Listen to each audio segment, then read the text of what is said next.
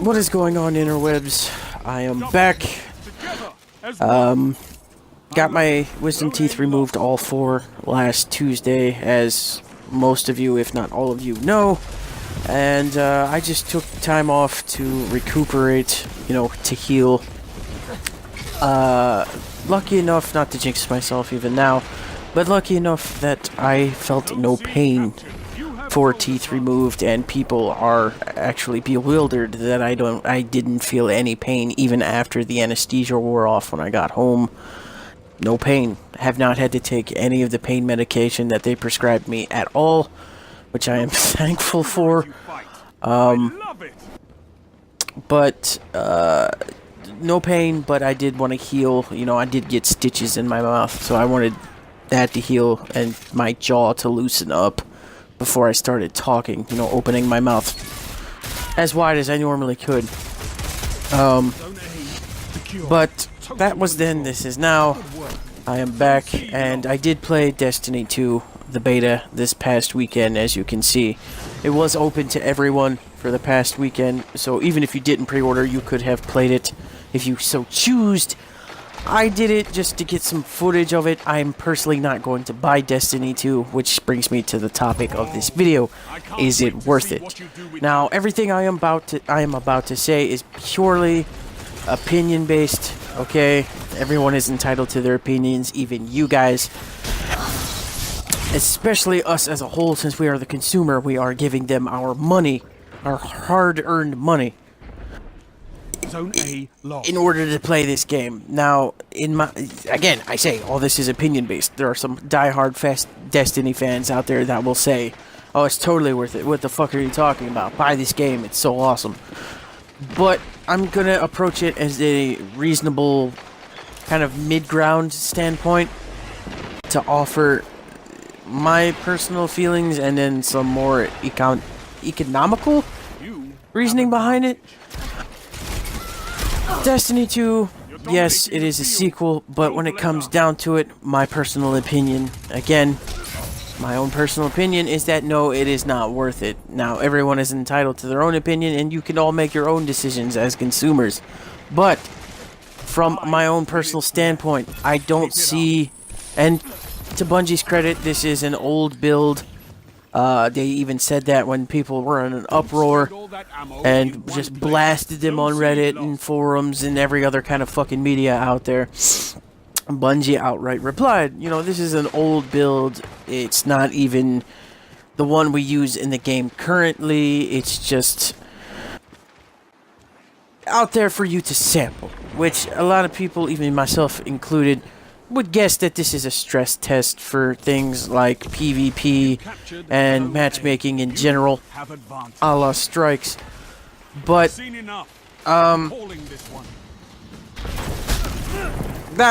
all that aside, I just don't see where it's worth it.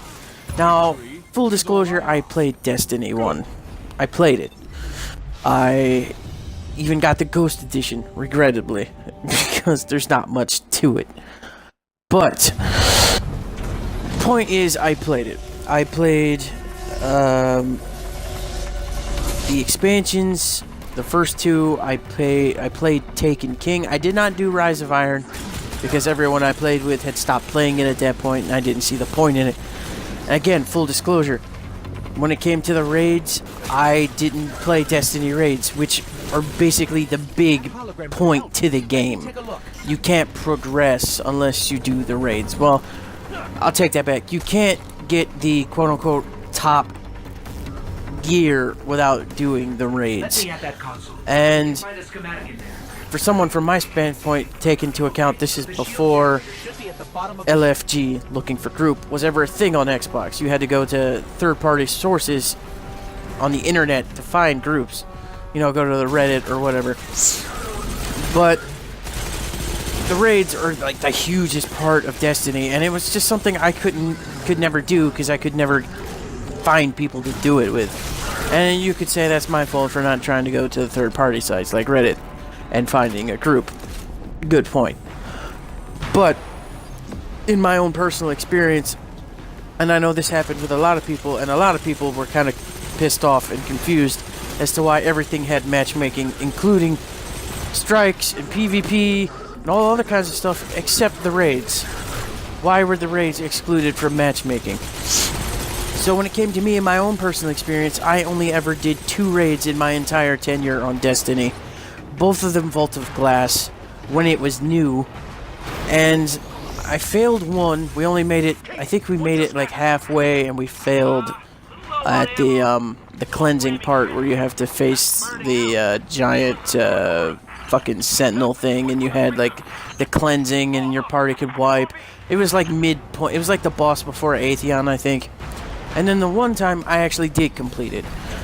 So the biggest point, the biggest draw to Destiny was the one thing that I could never do and never did do. So things got very repetitive, and Destiny in a whole was very repetitive and just not fun for me. I found myself getting onto Destiny just to do dailies when there was really no point in me doing the dailies because I could never do the raids to progress anyway. That being said, looking at Destiny 2, there might be a graphical update a little bit. I do realize that some YouTubers were taken into Bungie's offices or got a gameplay demo at like E3 or PAX or one of the conventions. Point is, some YouTubers got early hands-on stuff, and they were running it on an uncapped version on PC. Uncapped being that it was in 4K or better than 4K. I'm pretty sure it was 4K. But the uncapped thing means that the frames were uncapped. You could have 1,000 frames per second or whatever. You know, it was over 60 by every stretch of the imagination. And they got early hands-on access to it. But it looked great there, and it looks great here, as you can see in the footage. It's pretty to look at. But when it comes down to the raw gameplay elements, it's essentially the same fucking thing. They've changed a few things, you know, with the weapons, you know, snipers and shotguns being heavy now. Heavy ammo doesn't drop as often as it should, which makes it frustrating for people. Again, these concerns were addressed by Bungie, saying this is an early build. This shit doesn't even apply anymore because the newest build with the game that they use at Bungie, heavy ammo drops more frequently, it's not that big of an issue, yada yada yada, etc, etc. The shit that people were complaining about on the forums, Bungie addressed. But even here, as you can see in the gameplay, I am struggling to kill this boss. Because the ammo, I just don't have the ammo. There's ammo, in general, drops very poorly. Again, they say they addressed this. But my main point is that it's the same. It looks prettier because it's a sequel, and you know, Xbox One X and the PS4 Pro, you know, this new hardware is out, so obviously it's going to look better on that stuff, and it looks better than Destiny 1 a little bit on, you know, the Xbox One. But it's the same thing. And I made this point way back when Rise of Iron came out, saying that Rise of Iron wasn't worth it because you were basically paying like $40 for essentially maybe 2 or 3 hours of extra mission content and then X amount of hours for the raid. I don't see this game as a whole being worth it because, to me, in my own personal opinion, it feels like the Cabal DLC. As you notice on Destiny 1, they had the Fallen DLC, which was the House of Wolves. They had the Hive DLC. They had the Taken DLC. Obviously, that was like an X Factor, and so was the Nanobot Fallen. Those were X Factors, and then Rise of Iron, again, an X Factor. But they've already done expansions for some of the alien races. And, like, the main game from Destiny 1 was all about the Vex. You were after the Vex. That's what Vault of Glass was. You were trying to fight against the Vex. And then there was the House of Wolves, which was the Fallen. The Hive one, which I don't remember what that was. And then, you know, the Taken and Rise of Iron. But Destiny addressed all the races except the Cabal, which even back then I made the claim that Destiny 2 was just going to be the Cabal DLC stretched out, stretched out, like they learned their lesson about the story, that they were just going to cram a whole bunch of quote-unquote story into it as filler to make it stretch out into another game. And this game is also going to get 2 expansions, if you did not know that. Destiny 2 has 2 expansions already confirmed. You can get access to them if you buy the higher priced editions. But the base version of this game, Destiny 2, the base version minus the expansions, is basically the Cabal DLC that never came. It's the Guardian fighting the Cabal, who have invaded in retribution for, I guess, what happened when the Cabal were fighting the Taken. But that's my point, is that this game doesn't feel new. It feels like the same thing repackaged and stretched out in order to make the Bungie feel validated in charging $60, or even more than that if you buy the more expensive editions for the expansions.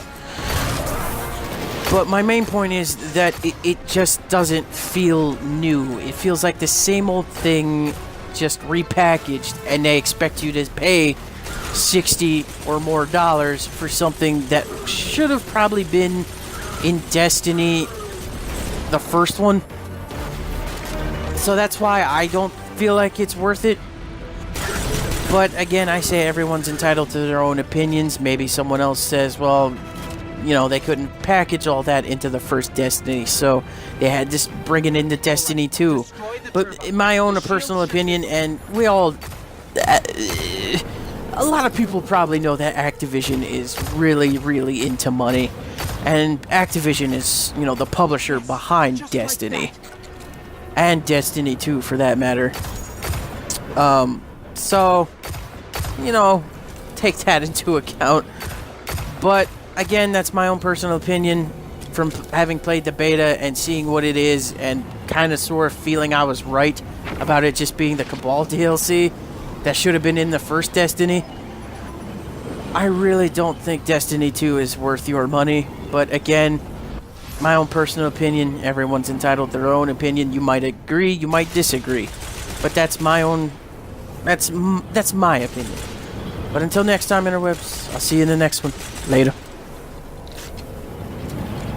One more thing before I go, guys. I realize I did the outro and all that other stuff, but one more thing before I go.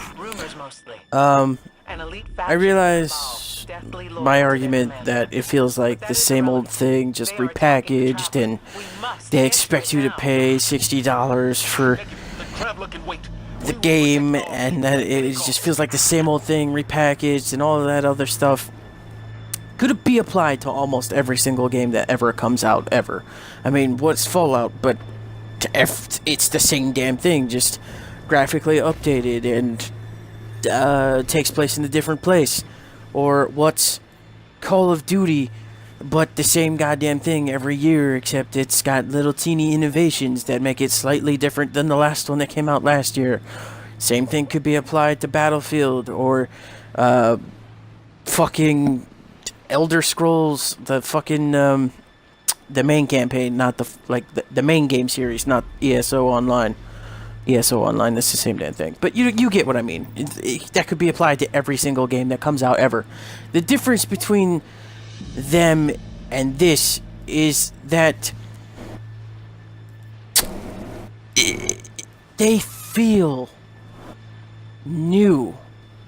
They feel like, when it comes to Fallout 3 feels night and day different compared to Fallout New Vegas. Fallout New Vegas feels night and day different compared to Fallout 4. Yes, there's graphic updates. Yes, there's minor tweaks and changes to the gameplay and the control scheme and overall value to your money. You know, it feels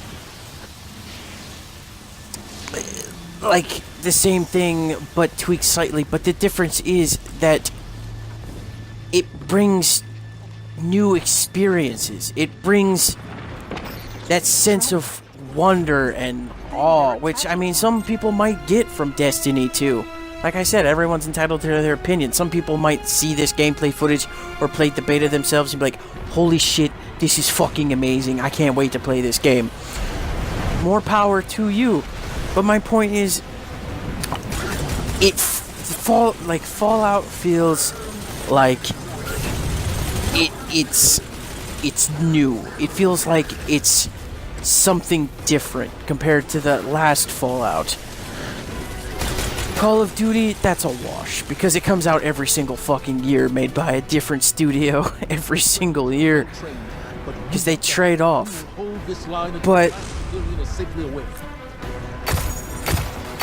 that's Call of Duty, you know, it comes out yearly. Bungie does not produce a Destiny every single year. So you should still feel that wow, you know, like you get from like a Fallout or a new Elder Scrolls. When you go look at Elder Scrolls, Oblivion feels completely different from Skyrim. Skyrim and Oblivion feel completely different from Morrowind. Because they are just different. There's night and day differences between them. And you feel that when you're playing it. You feel that, and it just makes you want to play it more. But when I play Destiny 2, I just don't feel like I need to play more. I don't get that, oh, I can't wait to see what happens next moment. I don't get that feeling. It's just empty. It feels like the same thing. And that's what I mean when I say it just feels like the same thing repackaged to make you pay more money for it. I don't get that same feeling that I get from other games that just bring the wow. You know, they make me feel like I want to continue to see what happens next. Even when Zavala got destroyed there, I didn't feel anything. You know, some people might have been like, holy shit, he fucking died? What? Me, I was just like, sucks for you, bro. I didn't feel anything. Zavala, the last of the shuttles is away. Yet when you go to other games, He never made it. like in Fallout, I keep using that as an example, but it's like the perfect example. When you go to Fallout 4, when your wife was brutally murdered and your son was kidnapped, I felt that. I was shocked. I didn't see it coming, and I actually felt that. But when Zavala just got fucking decimated there, I didn't feel shit. I was like, sucks for you, bro. I couldn't have cared less. And when you don't care about the universe that the game is set in because the company just didn't make you feel like you should, I don't know. That's kind of what I'm getting at. I realize I didn't really explain my point too well, which is why I'm adding this on at the end. So, my hat is off to you people who actually stayed around and watched after I did the outro. But that's what I mean when I say I don't feel like this game is worth it. Even when she jumped and took out that ship, I didn't feel anything. Like when I was playing with my friend, who doesn't like Destiny at all, when he saw that, he was like, wow, shit, she fucking jumped up on that ship and destroyed it herself. He was genuinely surprised by it, but me, I didn't give a shit. And when you're that jaded and you don't feel any kind of emotion for the characters or the environment that you're in, the game just isn't worth it to you.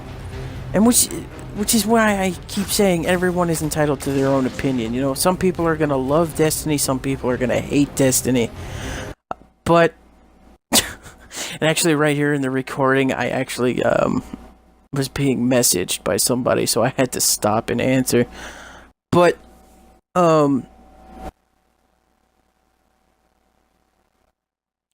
that's what I mean when I say I don't feel like it's worth it. Because when you look at other games like Fallout or Elder Scrolls or any other kind of RPG, like hell, even The Witcher. The Witcher 2 and The Witcher 3 are completely different. in The Witcher 3, like every moment, I felt like, what's gonna happen next? I need to know. And when it comes to Destiny, I just don't care. It doesn't feel new. It doesn't feel fresh. It doesn't excite me. Which is what I mean when I say it doesn't feel worth it to me. Again, I say everyone's entitled to their own opinions. Everyone is their own consumer. If you like the first Destiny, you're probably gonna like this Destiny. If you didn't like the first Destiny, but you played it anyway, because it was what other people were playing, save your money. Don't play this. But that's what I mean. And for now, really and truly for reals, I'll see you next time, interwebs. Later.